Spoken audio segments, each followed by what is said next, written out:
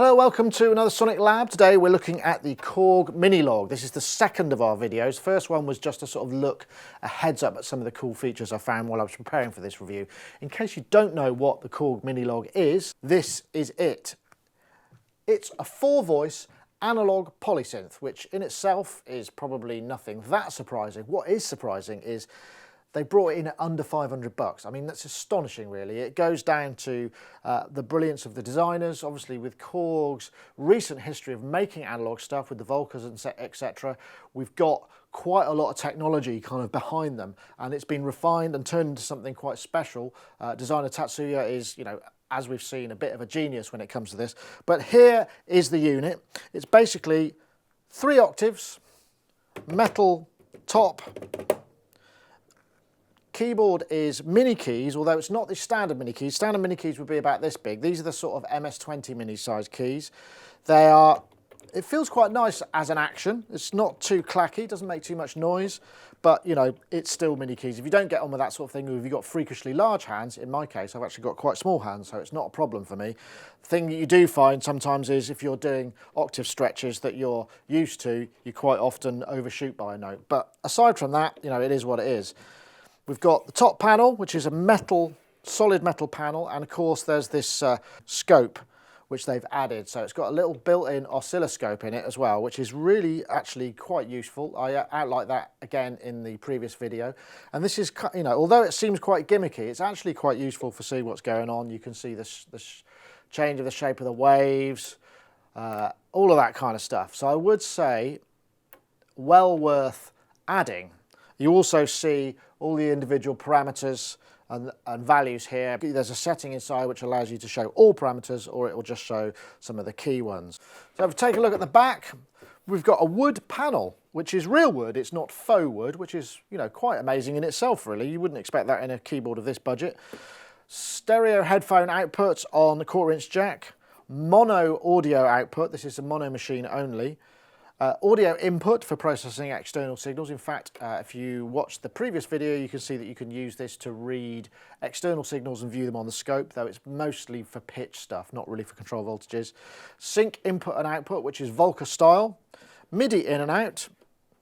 And USB port, which is class compliant, MIDI only. There's also power switch, 9-volt DC power supply. So there's been quite a lot of conjecture talk. I mean, there's tons of reviews out there, some really good ones, Mark Doty's in particular. I'm going to try and go through some of the things that I think are cool about it and give you my impressions of what I think of it as a synth. I think the first thing we really need to address, though, is the issue of envelopes. This has been causing all sorts of consternation, particularly in terms of the clicking. So let's take a look. So if I go into mono mode and I play, we'll use triangle because it's more apparent. You can hear that there's quite a pronounced click there. Now you can fix this just adding a bit of release and a bit of attack. We'll fix that, but it's not quite the only thing. If we also look, if I now add a lot of attack and release, maybe go into a filtered triangle, sawtooth wave. You can see I play the note, we get the full release. But if I play a second note in mono mode, last note priority by the way, you can hear that the envelope is re-triggered on each key press, but it's also re-triggered when you release the key and you have another one pressed. That's kind of unusual, but I have found a workaround this. This is not sort of the behavior that you would expect on a standard mono mode. Here's how you fix it. You go into voice edit mode, and in program edit, I think it's option 4, we've got portamento time, and this is set to off at the moment. So if I set that to 0 and now play the same thing, it's not re-triggering the envelope. Put a bit of delay on it, maybe a bit of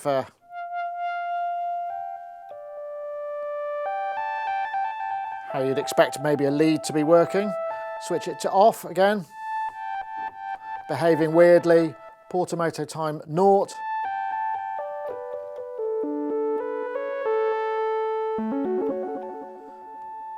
exactly as you'd expect it. So there is a standard mono legato mode in there, it's just not necessarily implemented in the way that is familiar to most of us.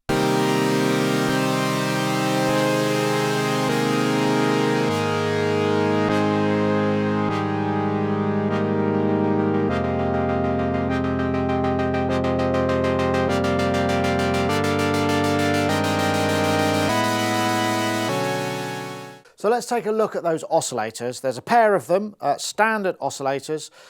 We've got sawtooth, triangle and square. And the thing that makes them different is this shape button affects the shape of each of the waves rather than the usual thing of it just being for pulse width. Well, I should mention that there's plus or minus an octave on the pitch as well as the 4 octaves range. So that gives us, with the octave shift, gives us a 12 octave range, although the 12th octave you can't really hear. That's about 11th octave, it seems to be about as high as it goes, and that's very high.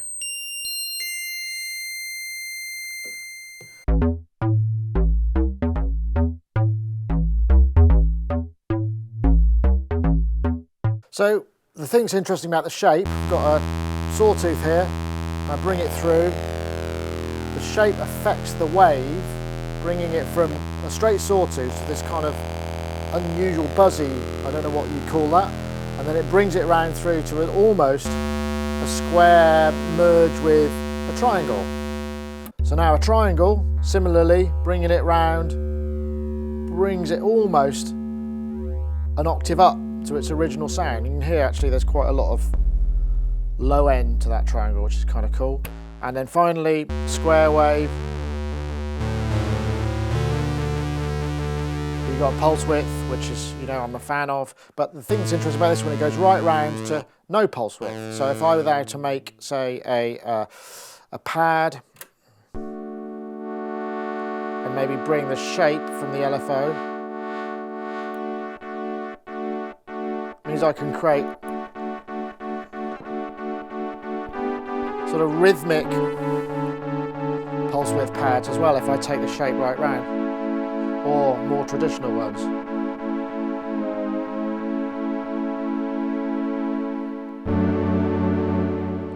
So nice little twist on normal oscillators there.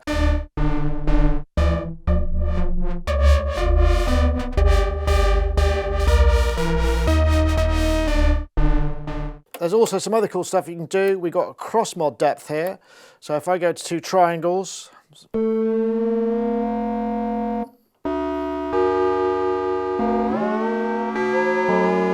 can get some real sort of clangy bell kind of stuff. Similarly, I've got a ring mod. If I combine them, lots of interesting clangorous kind of metallic sounds. And don't forget we can modulate the pitch, the shape of the oscillators. The only thing is you can only modulate the shape of both together. It'd be nice if we could have just modulated one with the LFO, but it does them both. We've got sync wave, switching sync on.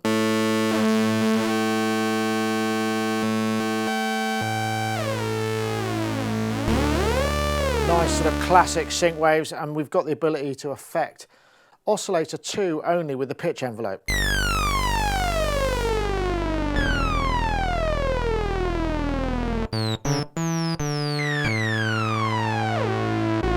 Which gives us, again, those kind of classic sync tones. So the Minilogue has low pass filter, switchable between 2 and 4 pole. This is sawtooth through 4 pole. You can hear there's that kind of smudgy little smudge there. One thing that was asked in the comments of the previous video was, does the mixer affect the drive to the filter? The answer is no, it doesn't. I'll take that down a bit. There's no discernible change. So quick listen to some of these harmonics. You can hear that in sort of true, I guess these must be ladder filters, in true ladder filter style, it really does drop the bottom end and loudness of the wave. If we bring it up, we get some nice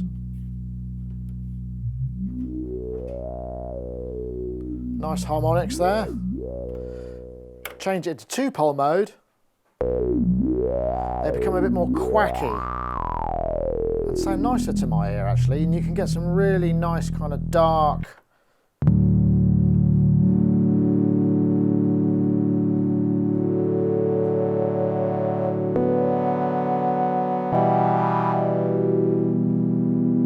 harmonically rich pads, just pick them out.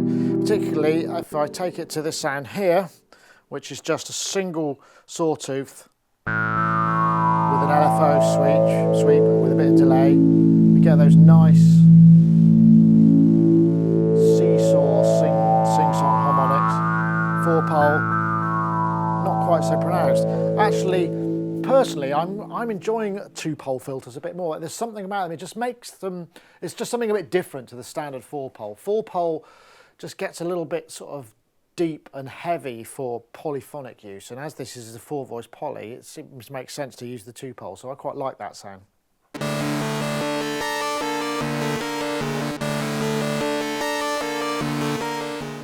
Another question that's come up is what's it like for bass sounds?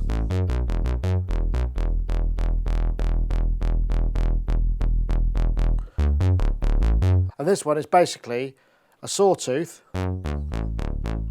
and a triangle to give it that extra weight. On its own, it's not, the triangle isn't all that subby, it's not a fulsome, so using that second oscillator to bring in that extra girth is really helpful. Also got another one here, bit of pulse width. You can hear it's not got mass as a bottom end. If I bring the triangle in underneath it, adds an extra thump. But the other thing that's cool is in mono mode, the voice depth affects the level of a sub. So instead, I can bring a sub wave in, which definitely helps the bottom end. And there are various different voice modes while we're at it, which are here. We've got obviously poly mode, duo mode, where the voice affects the detune, unison mode, where we can detune the depth. We've got all 4 voices and we can set the detune amount. Mono mode we've seen. Chord mode, which lets you play a single note. This is fifth, sus, all these different chord shapes. So you can play different chords on a single note. In fact, the voice mode is something that you can modulate, but only either using the stick here, or there's a little trick I showed in the other video where you could actually record those moves into the motion sequencer on the 16-step sequencer. We've got a delay mode, which is mono and adds, I think these are retrigger. Uses the voice for each repeat, and that's affected by the master BPM. Arp. Now this is another interesting thing. Obviously the arpeggiator is, you know, they're all very cool, and we've got an arpeggiator here. This is in chord mode, but I can have manual, rise and fall, different. There's also, like I say, a chord mode, which triggers the chord in 2 different rhythms, random. Now, there's a couple of things about the arpeggiator. It'll only play the 4 notes, so you can't play down a 6 or 8 note chord and have it arpeggiate those. It will only take 4 notes as an input. And the other thing it can't do is latch, which is a little bit of a shame, so you can't just hit an arpeggiator, go in and just have it running. There is a way around this. If you record that chord into the sequencer on step 1, and have it last the entire time, and then you're in arpeggiator mode, then it'll play that. But you can't seem to transpose it then, and you can't transpose the sequencer either. So you might have a sequence running, and it's quite common on some sequences. You press a note, you press another note, and it will transpose the entire sequence. That's not possible, as is not ARP latch. I mean, these are probably minor firmware things, which I could imagine are the sort of things that Korg could address in a firmware update. While we're over here, we should take a look at the delay, because there is a delay and it sounds very much like the one that you get in the Volkers. So switching it in, I get up to about 0.8 of a second You also hear it's actually pretty noisy. I mean, it's vibey, but it does introduce quite a lot of noise. And there are two settings for the delay. You've got the ability to filter the repeats, or you can do it post-filter, which will high-pass filter all of the signal. And in fact, if you don't want a delay and you just wanted to maybe add some high-pass filter, if you're in poly and you wanted to maybe make the chord a bit skinnier, you just basically turn this round and it starts to eat into the bottom end. It's quite, I'll be honest, it's not, there's only a short travel of that knob which seems to make much difference. But it's a useful feature nonetheless. There's a couple more voice modes which I forgot about, so we'll just quickly look at those. In poly mode, playing a chord, changing the voice depth, inverts it.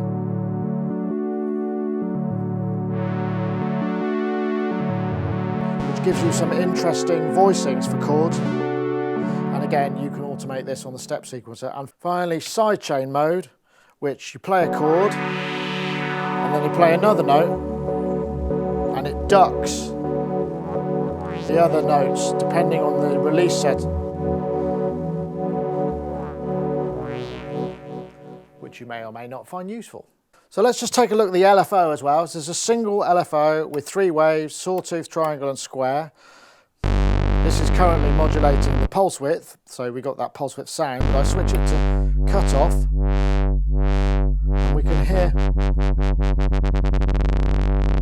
it goes quite far up into audio rates.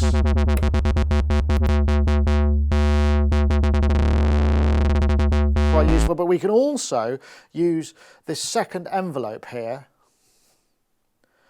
to affect a couple of parameters. So we can use it for intensity. So if I have, let's go into triangle mode, take the attack up, we get a sort of fade in. Similarly for the rate.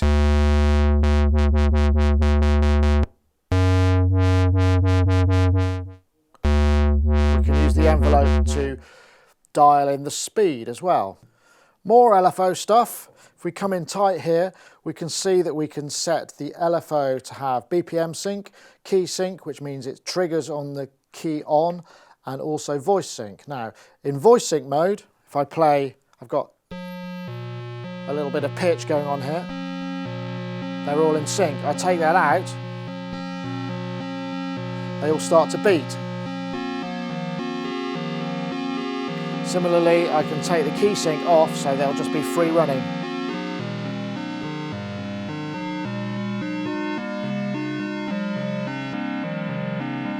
It's quite nice for those sort of trippy type effects that sound like they're sort of delay loops, but actually they're just happening in LFO. So let's just take a look at the sequencer. I'm going to hit play here, which is one of the onboard presets. 16 steps. If I go into sequence edit, I can set the step length. I can bring it down to 1 if I want, 116. I can also set the resolution, so I could make it a much longer overall pattern at the tempo, but obviously remove the resolution aspects. Take that back up. You can set the swing amount. You can set the default gate time. I can also clear the sequence or just clear the motion. But I've also got motion going on the sequence, and here I've got 2 lanes. So I've got LFO pitch and cross mode. Now if I want to say maybe record an additional lane,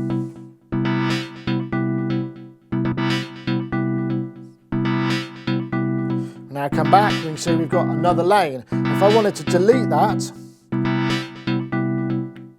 come down to there, I can just clear it, or alternatively, I can come in here and just turn it off, which is kind of cool. But what if I like the modulation, but I don't like the notes? Here's how you fix that.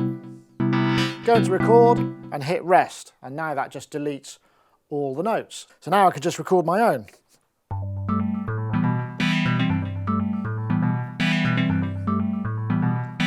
Now there are a couple of things about the sequencer which are great, and there's a couple of things which don't respond quite the way I want. I'll show you what I mean.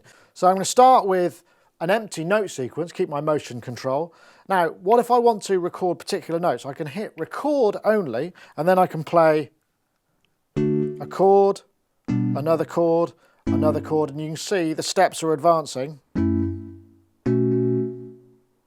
If I wanted to keep that going for a couple of beats, I just press those steps, then I'm gonna do that. Now I've got my sequence, which is pretty bonkers, admittedly. What I would like is to be able to do the same thing with parameters. So I'd like to, for instance, be able to kind of go on the first one, I want the filter to be here. Second one, I want it to be here. Third one, I want it to be here. Now listen.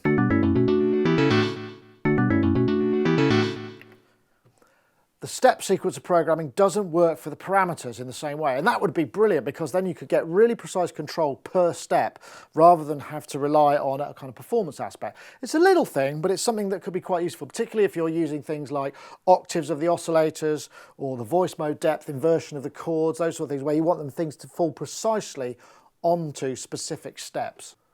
Just take a look at some of the global controls. Hit edit mode, we can cycle between program edit and sequence and global edit. We can set the knob behavior to just catch up or jump.